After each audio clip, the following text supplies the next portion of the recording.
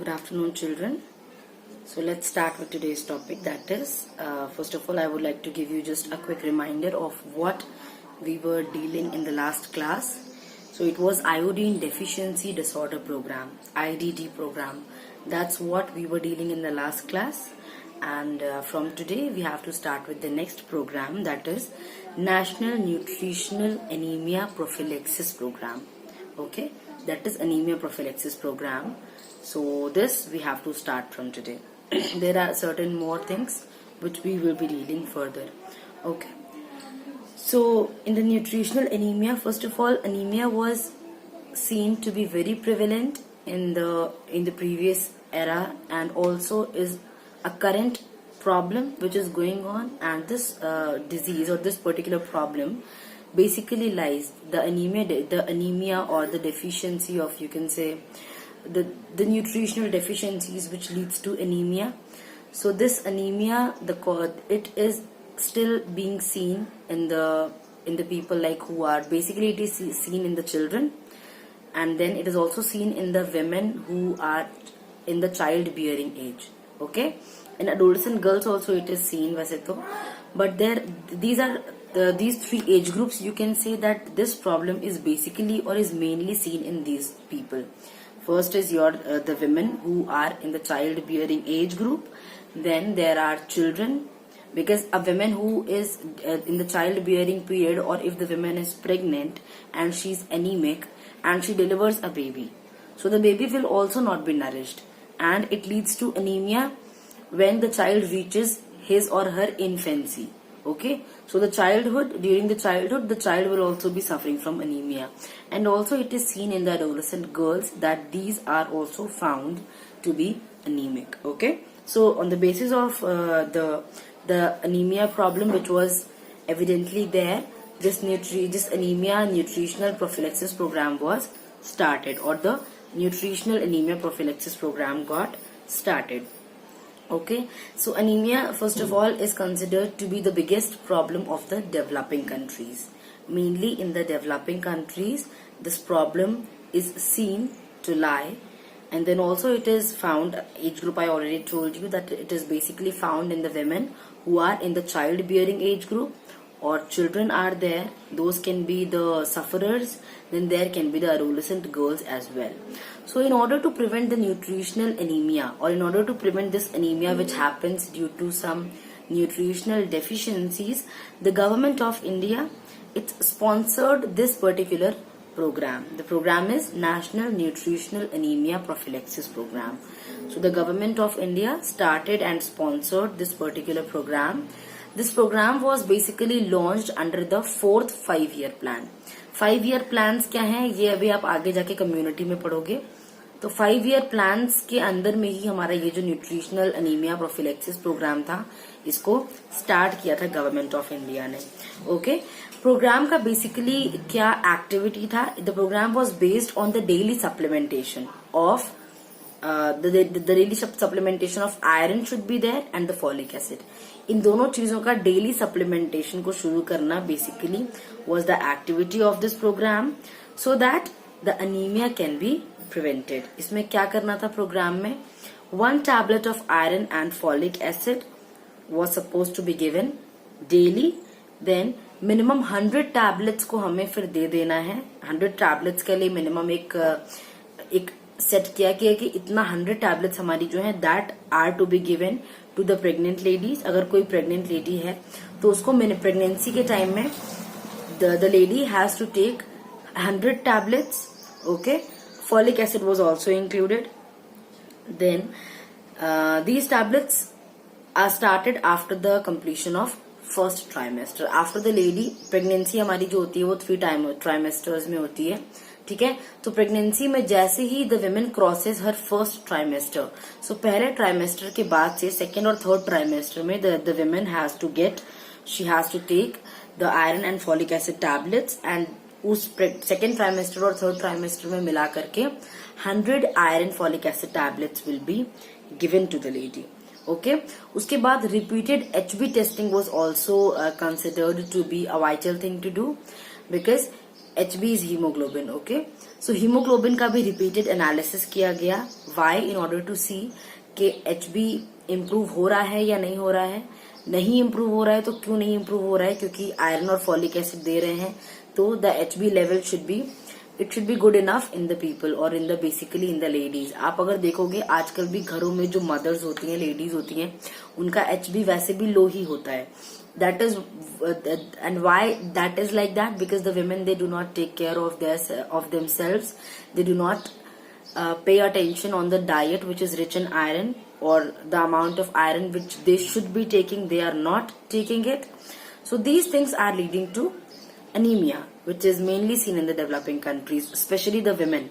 Those are supposed to be the main sufferers of this particular thing. So repeated HB was also supposed to be tested. pregnant ladies के लिए repeated HB testing को भी हमारा conduct करवाया जा रहा था, अभी भी conduct करवाया जाता है. Repeated HB testing is done after the interval of 1 month. एक महीने के गैप में this HB testing will be done. Okay. बच्चों के लिए जो डोज स्टार्ट किया गया आयरन और फॉलिक एसिड का, below the age of 12 years girls, then बच्चों के लिए भी पर्टिकुलर डोज अलग था, बड़ों के लिए भी there was a certain dose. Adults के लिए हमारा जो डोज था वो सेम डोज स्टार्ट किया गया लैक्टेटिंग मदर्स के लिए and for the adolescent girls as well.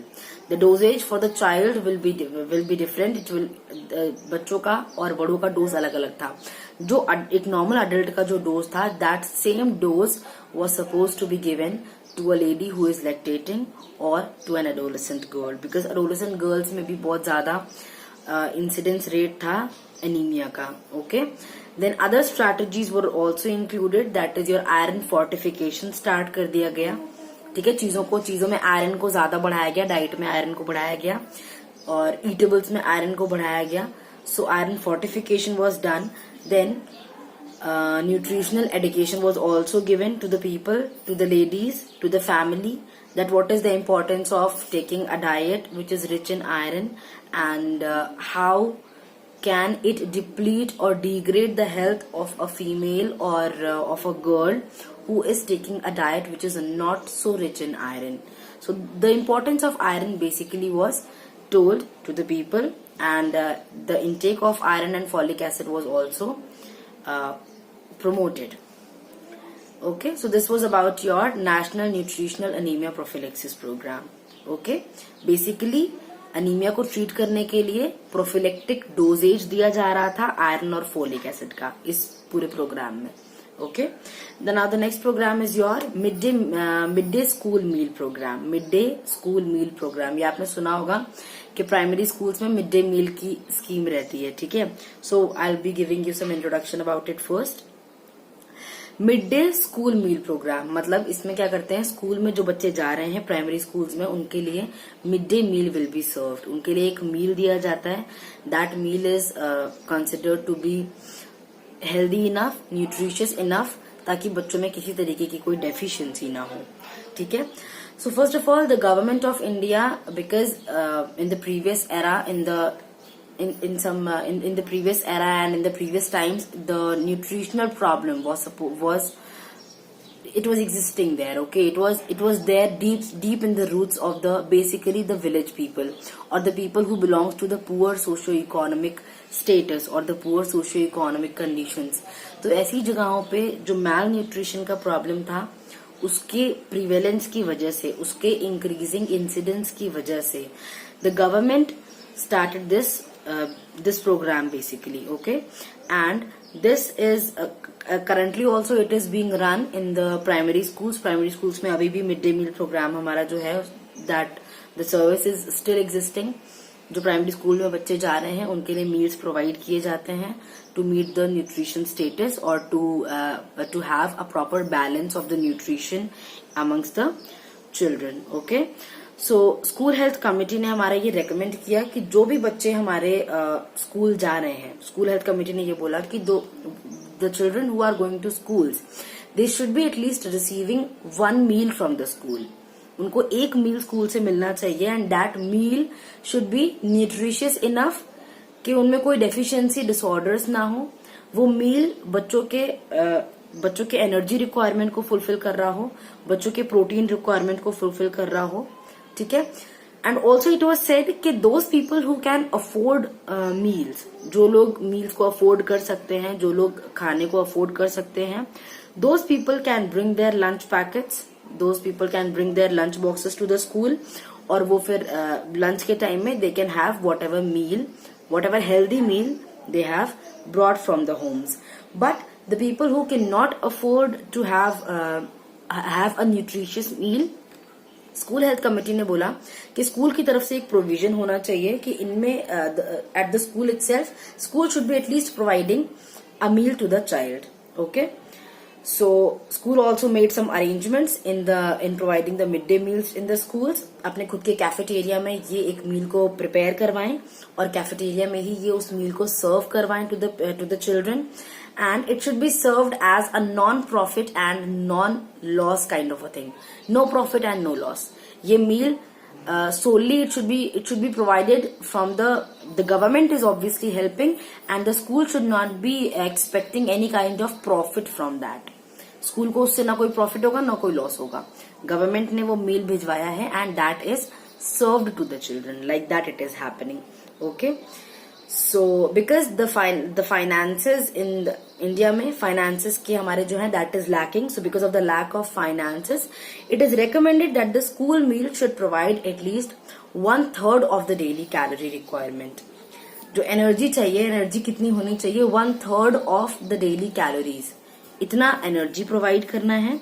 Then protein, हमारा डेली रिक्वायरमेंट का half protein should be given. एक मील हम प्रोवाइड कर रहे हैं ना, तो सारा प्रोटीन इस एक मील में तो दे नहीं देंगे, क्योंकि बच्चा घर जाके भी कुछ खाएगा, ठीक है, सुबह भी कुछ खा के आएगा, रात में भी वापस जाके कुछ खाएगा, शाम को आई मीन। सो इसके लिए जो डाइट हम यहाँ पे प्रोवाइड कर रहे हैं that should serve 1/3 of the daily calories. Daily calories का 1/3 उसको इस मील में से मिल जाए, देन प्रोटीन उसको आधी मिल जाए इस मील में से। That is how this meal has to be prepared, okay. Then and this program, I forgot to mention that this program was launched in the year 1962 to 1963, okay, and yeah, this was about the program 1962 से 1963 में ये programme हमारा start हुआ था। Government of India ने ये देखा कि माल नरिशमेंट जो है वो बहुत ज्यादा कॉमन है इन द चिल्ड्रन, तो इन्होंने क्या किया, स्कूल को एक मीडियम बनाया to provide nutrition to the children, ठीक है।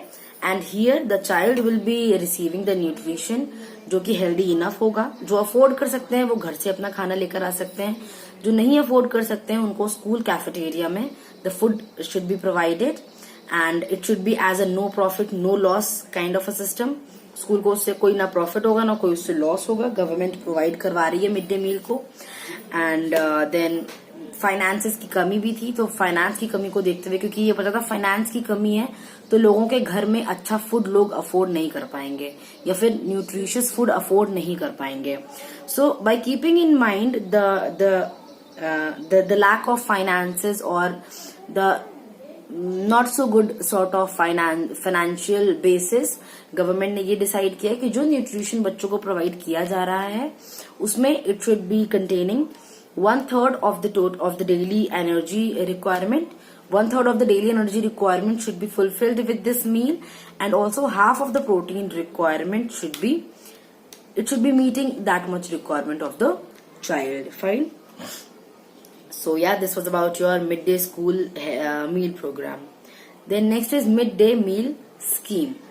वो जो था वो प्रोग्राम था, ठीक है, जो mid day school meal programme था, mid day school meal programme, ये है आपका mid day meal scheme, okay. So mid day meal scheme को हमारा एक और नाम दिया गया है, that is your NPNSPE, that is national programme for nutritional support to primary education, ठीक है, that is your NPNSPE, okay. I am repeating myself, जो हमारे ये मिड डे मील स्कीम है इसको एक और नाम दिया गया है, दैट इज योर NPNSPE, मतलब national programme of nutritional support to primary education, ठीक है। इसमें एजुकेशन को भी इन्वॉल्व किया गया है, सिर्फ न्यूट्रिशन को नहीं एजुकेशन को भी इन्वॉल्व किया है।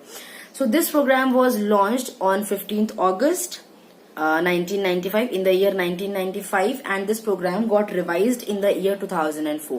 ठीक है, 15 अगस्त 1995 में इस प्रोग्राम को लॉन्च किया गया. उसके बाद 2004 में इस प्रोग्राम को एक बार रिवाइज किया गया, कुछ चीजें ऐड करी गई. रिवाइज करने का क्या मतलब होता है कि एक बार वापस से प्रोग्राम को देखा गया कि इसमें क्या चीजें कम है. अब इतने साल के इम्प्लीमेंटेशन के बाद कई नई चीजें पता चली होंगी, कई ऐसी चीजें जो प्रोग्राम में सही नहीं है, प्रैक्टिकल नहीं है, कई ऐसी चीजें जो प्रोग्राम में अच्छी हैं पर इन्हें और ज्यादा रीइंफोर्स करने की जरूरत है. तो रिवीजन में जब प्रोग्राम का रिवीजन होता है तो उसमें बेसिकली यही चीज करते हैं, प्रोग्राम को वापस से एक बार पूरा एनालाइज करते हैं कि क्या क्या इसमें ऐसे कुछ पॉइंट्स हैं जो क्या पता इतने सालों के बाद अब ये वैलिड ना हो अप्लाई करने के लिए. तो अब हम उन चीजों को हटाएंगे, उसमें से कुछ नई चीजों को उसमें ऐड किया जाता है. अगर वो वैसा का वैसा ही रखना है तो भी एक बार रिवाइज करके उसको फिर अप्रूव कर देते हैं. So that is what happens when we talk about the revision of a program. Okay, so या in year 2004 the program got revised. Objective हमारा क्या था इस प्रोग्राम का, एनपीएनएसपीई का या फिर मिड डे मील स्कीम का हमारा ऑब्जेक्टिव क्या था? ऑब्जेक्टिव ये था to that every person or every child should at least receive primary education. हर एक बच्चे को एटलीस्ट प्राइमरी एजुकेशन मिलना ही चाहिए. प्राइमरी एजुकेशन मतलब क्लास 5th तक की एटलीस्ट जो पढ़ाई है वो उसे करनी ही चाहिए. फाइन. सो इसके लिए इन्होंने क्या किया कि ये किस तरीके से हम कर सकते हैं, अटेंडेंस को इंक्रीज करके, बच्चों का रिटेंशन इंक्रीज करके, बच्चों को स्कूल में रिटेन करें. अगर हम retain in the sense school में उनको लेकर के आए, स्कूल में उन्हें रोक करके रखे उन्हें पढ़ाने के लिए. ठीक है, सो एनरोलमेंट को इंक्रीज करके कर सकते हैं, बच्चों को रिटेंशन स्कूल में करके कर सकते हैं, अटेंडेंस उससे इम्प्रूव कर सकते हैं. Then it should also side by side leave a good impact on the child's nutritional status. ये सब पढ़ाई तो हो ही, बच्चे स्कूल में तो आए, उनका अटेंडेंस भी इम्प्रूव हो, उनका रिटेंशन भी हो स्कूल में, साथ साथ में also there nutritional status has to be improved as well. उसका भी improvement, proper nutrition also has to be supplied. इनके यहाँ पे मतलब क्या हो गया, यहाँ पे इनके एक तरीके से 2 गोल्स हो गए आप कह सकते हो. ठीक है, so this was basically about the objectives. Program हमारा जो था मेनली ये कवर कर रहा था बच्चों को जो बिलोंग करते हैं प्राइमरी स्टेज को. ठीक है, जो बच्चे हमारे बिलोंग करते हैं प्राइमरी स्टेज को, मेनली ये प्रोग्राम उन बच्चों को कवर कर रहा था. मतलब क्लास 1 से लेकर के क्लास 5th, फर्स्ट से लेकर के क्लास 5th तक के बच्चों को मेनली ये कवर कर रहा था. कहाँ कहाँ पे कवर कर रहा था? In government, local body and government aided schools. Then also the children who are studying in education guarantee schemes and some other alternatives and innovative education centers. जहाँ education centers में बच्चे इनको मिल रहे थे, चाहे वो गवर्नमेंट स्कूल्स में पढ़ रहे हो, चाहे हमारे वो किसी एजुकेशन गारंटी स्कीम्स के अंडर में पढ़ रहे हो, चाहे जहां भी बच्चे अगर वैसे वाले पढ़ रहे हैं, तो ये उन सारे बच्चों को कवर कर रहे थे. ठीक है, कि वो क्लास में उनको रिटेन किया जा सके, उनको और ज्यादा पढ़ाई के लिए मोटिवेट कर सके, उनके पेरेंट्स को मोटिवेट कर सके, उनको प्रॉपर न्यूट्रिशन प्रोवाइड कर सकें. So all these things were carried out by the government. Then इस पर्टिकुलर प्रोग्राम के लिए स्टेट गवर्नमेंट तो काम कर ही रहा था, साथ साथ में central government also was supporting state. Central हर एक स्टेट को सेंट्रल सपोर्ट भी मिल रहा था. हर एक स्टेट अपने अपने स्टेट में प्रॉपर एजुकेशन और न्यूट्रिशन को देख रहा था. साथ साथ में they were also receiving some help from the central level. Central level किस तरीके से हेल्प कर रहा था? इट वॉज ये फूड को सप्लाई करके it was helping the state. Okay, it was supplying the food to the states ताकि वो फिर स्कूल में उनका प्रॉपर डिस्ट्रीब्यूशन कर सकें. ठीक है, so central assistance was provided to the state. How was it helping the state? By providing free supply of food. Okay, ये free supply of food grains कहाँ से ये दिलवा रहे थे? सेंट्रल लेवल से.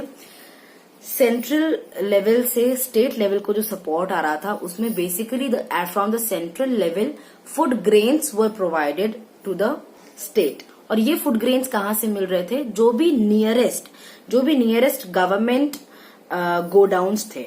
ठीक है, जो भी नियरेस्ट हमारे फूड ग्रेन गोडाउन्स थे, वहां से ये फूड हमारा जो है वो भेजा जा रहा था हर एक स्टेट के लिए. ठीक है, along with the subsidy of the transportation of food grain. Food grain के जो ट्रांसपोर्टेशन की सब्सिडी थी that was also being sent. Then इसको while it was decided that ये जो हमारा मील है, मिड डे मील है, इसमें जो मील बच्चों को सर्व करी जाएगी इसके लिए भी देयर वर सम गाइडलाइंस. तो सबसे पहला हमारा ये था कि जो इस प्रोग्राम का ऑब्जेक्टिव था, to achieve the objective a cooked mid day meal should be containing 300 kilo calories. उस मील में 300 किलो कैलोरीज होने चाहिए और 8 to 12 gram of protein should be there. ठीक है, 300 किलो कैलोरीज होने चाहिए, देन 8 से 12 ग्राम्स तक प्रोटीन हमारी होनी चाहिए. ये इतना दिया जाएगा to the children who belongs to 1st to 5th class of the standard. ठीक है, 1st से 5th स्टैंडर्ड तक के बच्चों के लिए it was 300 kilo calories, then it was 8 to 12 grams of proteins. Then there were also some suggestions given along with it कि एक मिड डे मील को हमारा किस तरीके का होना चाहिए, क्या क्या चीजों को फॉलो करके हम इस मिड डे मील को इकोनॉमिकल बना सकते हैं and at the same time उसको न्यूट्रिशियस बना सकते हैं. तो सबसे पहली चीज हमारी क्या थी, the food grains must be stored in the place which is away from moisture. See अगर हम घर में भी कभी गेहूं वगैरह या अनाज वगैरह खरीद के रख लेते हैं और अगर उसको हम किसी ऐसी जगह पे रख दें जहां पे मॉइस्चर होगा, तो क्या होगा, वो चीज उस मॉइस्चर को अब्सॉर्ब कर लेगी. अगर गेहूं है, मान लो वीट है, तो वीट उस मॉइस्चर को अब्सॉर्ब कर लेगा, फिर वो धीरे धीरे ब्लैक होने लग जाता है, फिर वो खराब हो जाता है. ठीक है, because of infestation. So the food grains or the food whatever has been stored for the midday meal, it has to be stored in a dry place. Okay, in a place which is away from the moisture. It can also be kept in the airtight containers, on the airtight or on the airtight bins. In the airtight bins it can be stored ताकि उसके अंदर हवा नहीं जाए, उसके अंदर moisture नहीं जाए और वो जो खाना है, जो फूड ग्रेन है, that should not get infestated. ठीक है, इन्फेस्टेशन होने के बाद वरना आप खराब खाना बना भी नहीं सकते और उसको आप फेंकोगे तो that is also the wastage. Okay, so the very first point was, the very first suggestion was food grains should be stored in a place which is away from moisture to prevent it from infestation. Second suggestion is that the whole wheat should be used. The whole wheat or the broken wheat or the wheat which is broken, that can be used. Broken wheat हमारा क्या हो जाता है, दलिया बना हुआ होता है ब्रोकन व्हीट से, टूटे हुए गेहूं से. ठीक है, so either the whole wheat can be used और the broken wheat can be used in preparation of the mid day meals. Okay, ये आपका सेकंड सजेशन था. Third suggestion is rice should preferably be parboiled और should B unpolished. अगर हम rice use कर रहे हैं तो राइस हमारा कैसा होना चाहिए, या तो वो पैराबॉइल्ड हो सकता है या फिर हमारा वो अनपॉलिश्ड होना चाहिए. ठीक है, then next is your single dish meals should be used. Single dish meals का क्या मतलब है, जैसे घर में हम जो अपने खाना खाते हैं, मोस्ट दाल बना लिया, चावल बना लिया, सब्जी बना ली, तो वो सिंगल डिश नहीं हुआ ना, दाल अलग डिश हो गया, सब्जी अलग डिश हो गया, चावल अलग डिश हो गया. ठीक है, but in mid day meals basically और majorly single dish meals should be used. Single dish meal जैसे कि खिचड़ी हो गया, तहरी हो गया, दलिया हो गया, ये सिंगल डिश है. क्योंकि अगर हम कई डिश को अगर इंक्लूड करेंगे एक फूड में और मान लो कोई बच्चा कोई एक पर्टिकुलर चीज नहीं खाता है, उसने वो चीज नहीं खाई, तो पहले तो उसका वेस्टेज तो हुआ ही हुआ फूड का, देन अगेन जो न्यूट्रिशन उसको उस चीज से मिलना था उसको वो न्यूट्रिशन भी नहीं मिला. अगर दाल मान लो कोई बच्चा नहीं खाता या चावल मान लो कोई बच्चा नहीं खाता, तो जो कार्बोहाइड्रेट्स उसको राइस से मिलना था वो कार्बोहाइड्रेट्स उसे नहीं मिला क्योंकि वो उसने खाया ही नहीं. पर अगर उसी जगह पे दलिया बनाया, खिचड़ी बनाया होता, उसमें दाल भी होता, उसमें चावल भी मिक्स्ड होता, सो वो पूरा न्यूट्रिशन बच्चे को एक साथ में मिल सकता था. Okay, so in the mid day meals the diet which has to be prepared, it should be the single dish meals. एक सिंगल डिश मील्स को हमें प्रिपेयर करना है. ये सिंगल डिश मील्स में हम क्या क्या चीजें ऐड कर सकते हैं, ब्रोकन व्हीट को यूज कर सकते हैं. ब्रोकन व्हीट मतलब वही टुकड़े वाला जो गेहूं हो गया, दलिया यानी कि. सो ब्रोकन व्हीट को यूज कर सकते हैं, राइस को यूज कर सकते हैं, पल्सेस को यूज कर सकते हैं, सोयाबीन्स को यूज कर सकते हैं, सीजनल वेजिटेबल्स को यूज कर सकते हैं, ग्रीन लीफी वेजिटेबल्स को यूज कर सकते हैं. ये सब यूज करने के साथ साथ also we can add some edible oil to it. Edible oil को ही डाल करके खाना पकाते हैं ना, तो some edible oil can be added. Edible oil को डालने से क्या होगा, पहली चीज तो ये कि खाने को बनने में बहुत ज्यादा टाइम नहीं लगेगा, फ्यूल की बर्बादी नहीं होगी, टाइम की बर्बादी नहीं होगी, टेस्ट भी इम्प्रूव होगा and as well as it will be nutritious. So these things can be used. Then some other things are also there like broken wheat pulao बना सकते हैं, लीफी खिचड़ी बनाई जा सकती है, upma can be prepared, dal vegetable bhat can be prepared. So ये हमारे कुछ एग्जाम्पल्स थे सिंगल डिश मील्स के. सिंगल डिश मील्स के कुछ एग्जाम्पल्स आर गिवन लाइक हम व्हीट पुलाव बना सकते हैं, ब्रोकन व्हीट पुलाव, लीफी खिचड़ी बना सकते हैं, उपमा बना सकते हैं, दाल वेजिटेबल भात बना सकते हैं, दलिया नॉर्मली बना सकते हैं, तीखा दलिया जो मसाले वाला जो दलिया है वो भी बना सकते हैं, दूध वाला दलिया भी बनाया जा सकता है. So all these things can be done. Okay, then next is cereal pulse combination also should be done.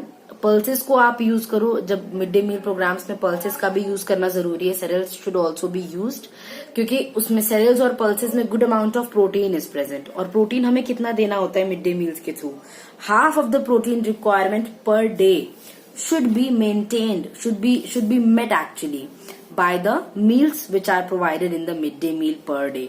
Per day उस मील में से half of the daily protein requirement should be met. तो इसके लिए उसमें हमें सेरेल्स और पल्सेस को इंक्लूड करना चाहिए. सेरेल पल्स रेशियो हम कितना रख सकते हैं, 3:1 से लेकर के 5:1 तक हम रख सकते हैं. That can be the cereal pulse ratio. Okay, then sprouted pulses को भी हम ऐड कर सकते हैं क्योंकि आपको पहले मैं कई क्लासेस में बता चुकी हूँ स्प्राउटेड ग्राम्स, स्प्राउटेड पल्सेस ये बहुत न्यूट्रिशियस होते हैं. सो स्प्राउटेड पल्सेस में क्योंकि ज्यादा न्यूट्रिशन है तो सिंगल डिश मील्स में इनको भी हम इंक्लूड कर सकते हैं.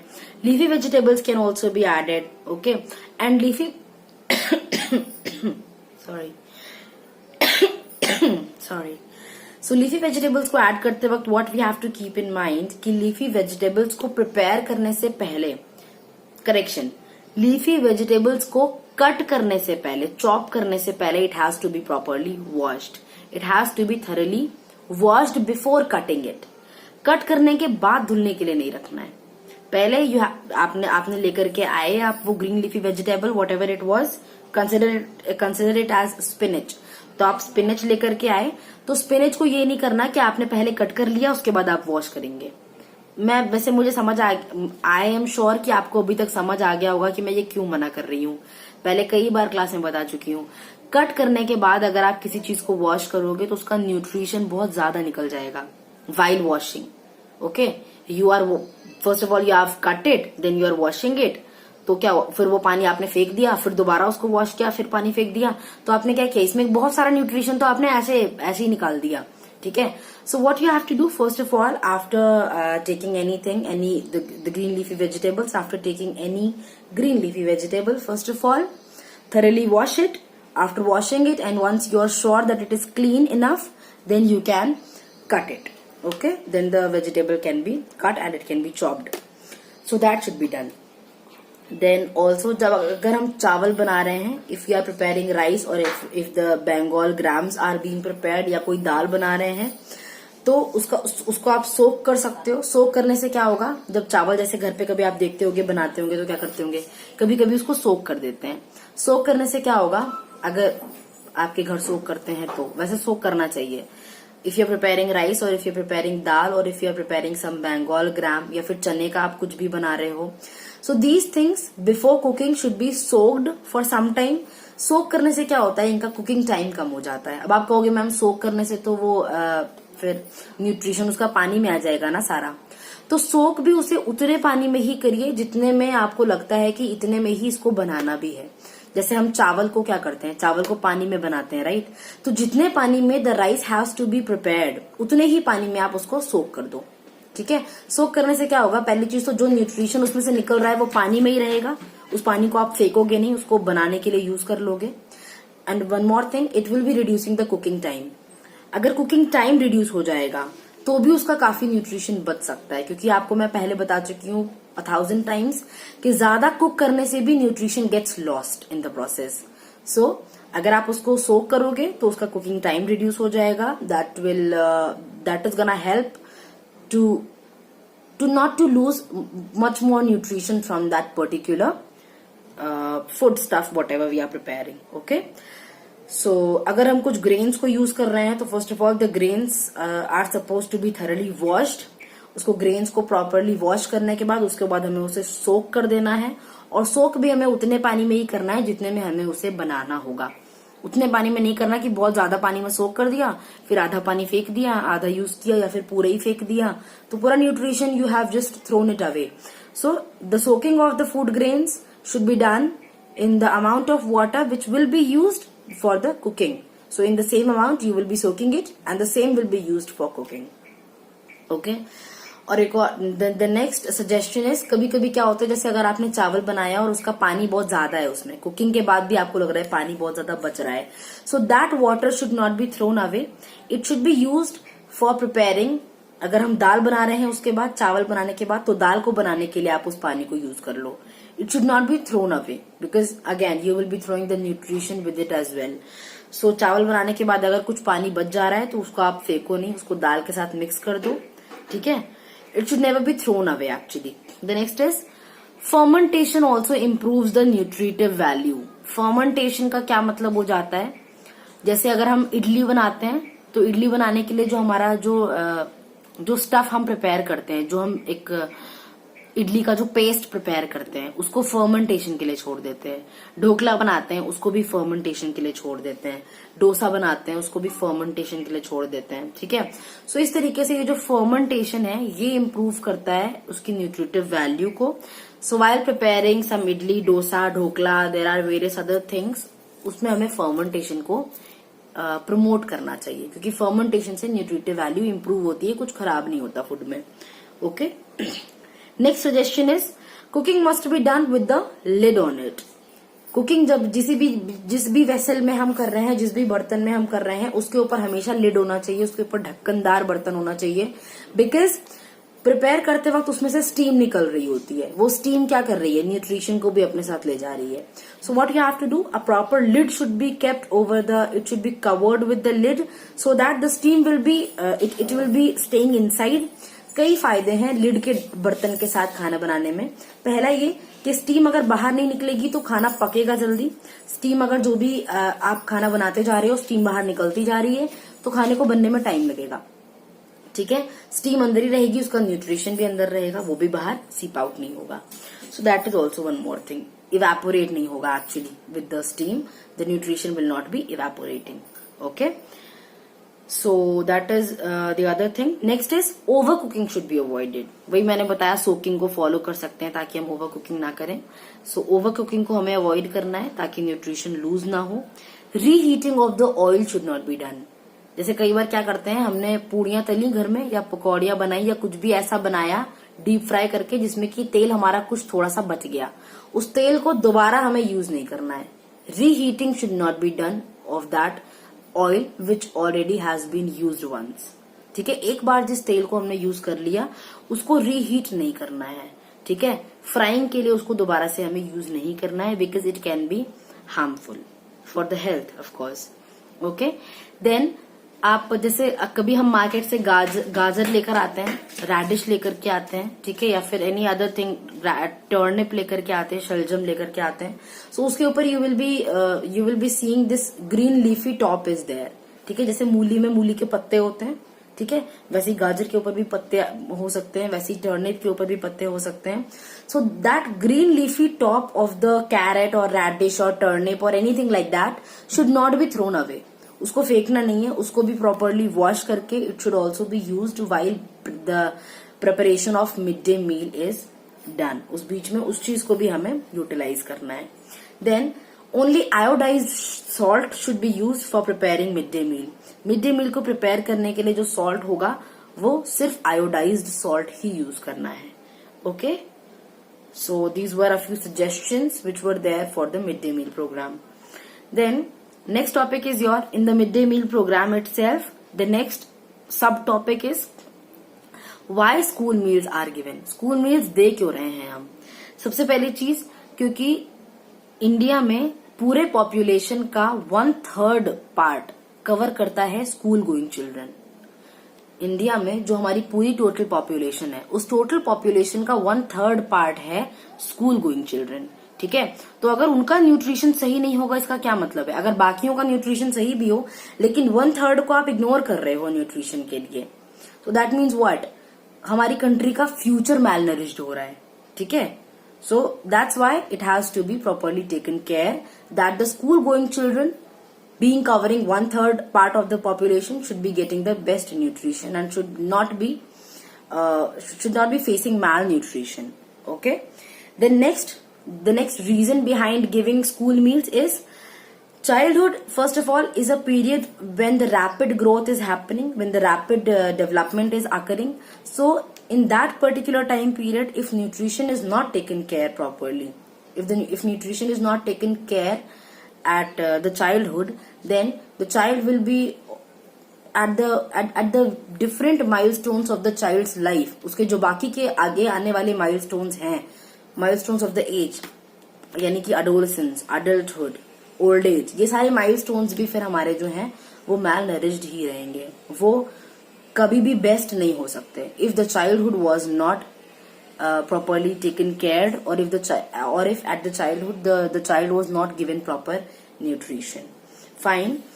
Then the next reason is that the school meals, it is providing the best opportunity for the Indian children to get education as well as to have the nutrition regarding the nutrition what am I saying?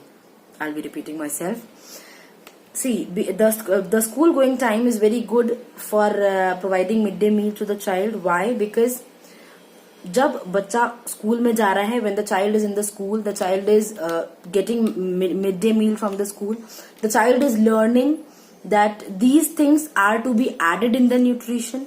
बच्चे ने दाल खाया वहां पे, बच्चे ने चावल खाया, बच्चे ने खिचड़ी वहां पे खाया, और जो the healthy things the child is having there. So the child will be developing a healthy eating habit.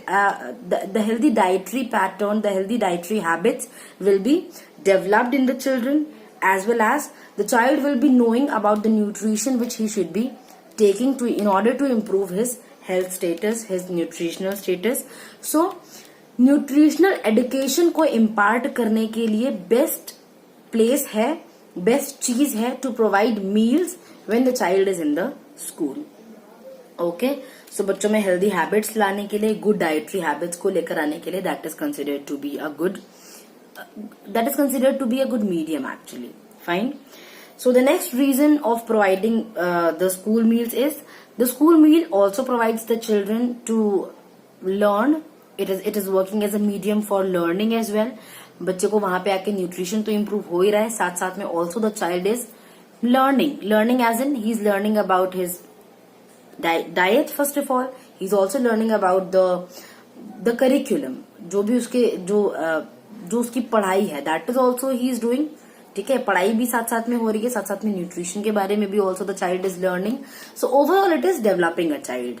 Education is also being given, nutritional education is being given, health activities are being done, then health camps are being conducted, vaccination is being done. Everything is given to the child when the child is in the school as a wholesome. So the child is getting this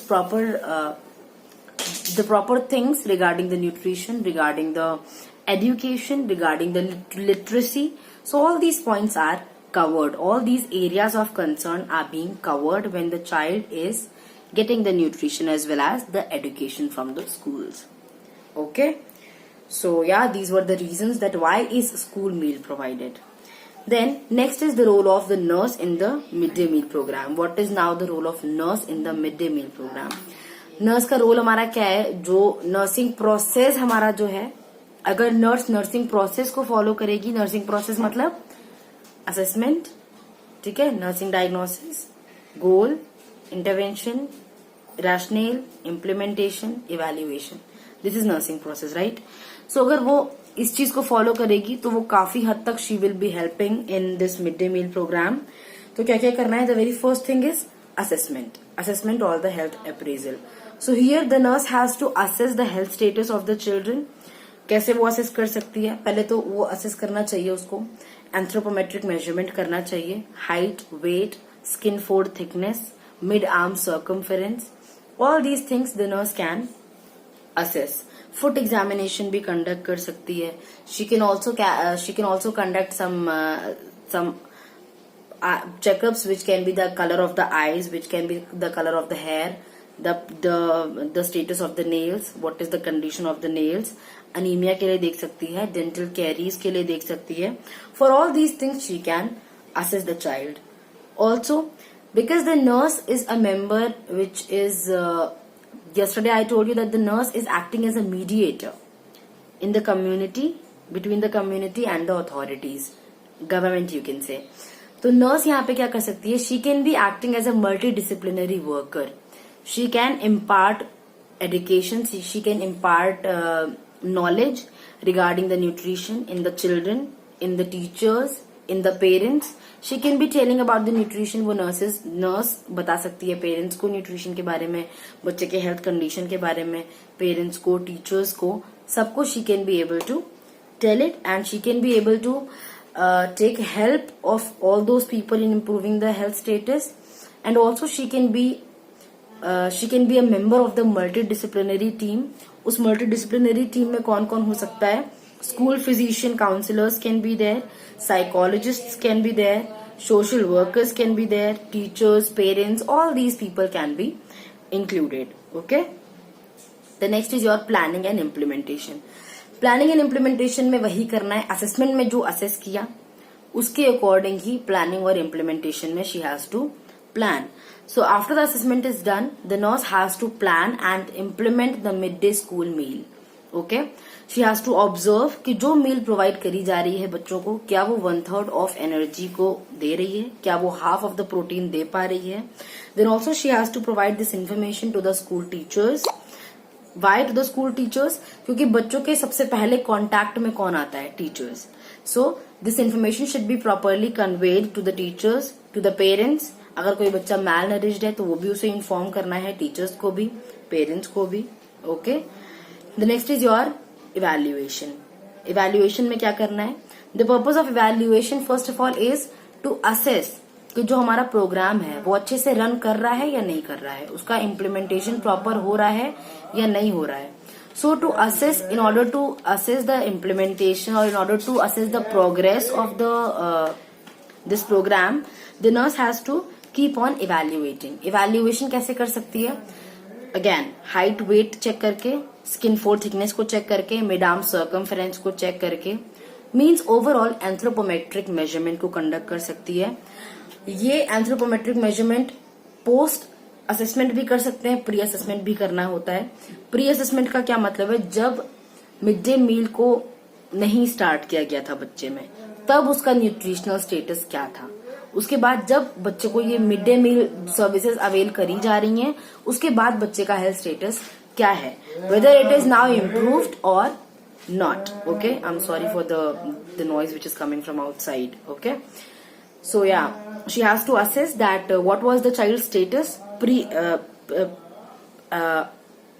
what the hell? Okay, she has to assess that what was the child's condition before the implementation of this program, and also she has to compare it with the post results.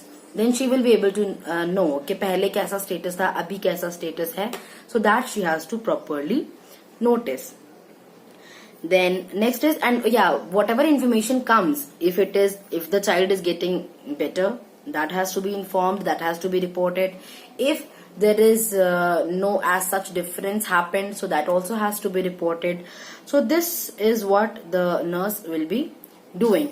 And also the school health nurse will be available in the schools. So the school health nurse will be maintaining the record of the children. बच्चों का record maintain करना है school health nurse को. साथ साथ में mid day meal program का भी रिकॉर्ड मेंटेन करना है. ठीक है. बच्चों का health record, mid day meal program का record, all these things will be recorded by the nurse. Then the nurse will be handing it over, the record जो डेटा नर्स ने अभी अपने पास रखा, that will be given to the authorities. Okay. अगर कोई बच्चा मैल नरिश्ड है तो वो भी नर्स को बताना है, पेरेंट्स को. So this will be done. Fine. Now the next is nutrition education. Nutrition education में क्या करना है? वही सेम चीज है. The nurse has to provide education, the nurse has to impart knowledge about the nutritional status of the child. Malnourished है तो वो बताना है, पेरेंट्स को बताना है कि क्या इम्प्रूवमेंट है, कि बच्चे के हेल्थ स्टेटस में क्या इम्प्रूवमेंट है, क्या इम्पोर्टेंस है न्यूट्रिशन की in the child's life and what is the impact of it. Then she also has to explain about the food which is the food grains or the food which is local, which is locally available and which is cheap as well, ताकि जो बहुत ज्यादा पैसा नहीं लगा सकते हैं those will also be able to get it, कि मतलब वो भी उस चीज को अफोर्ड कर सकें, वो भी उस प्रॉपर चीज का they can also consume. Locally available रहेगा तो बहुत ज्यादा amount of money will not be also wasted. So it has to be done like that. Okay. Now the next is research. But the next class I'll be taking later. Okay. Quite a few things are actually still left. So in the next class I'll be continuing with the same topic, the research which I left today. I'll be continuing from here itself. So yeah, thank you class.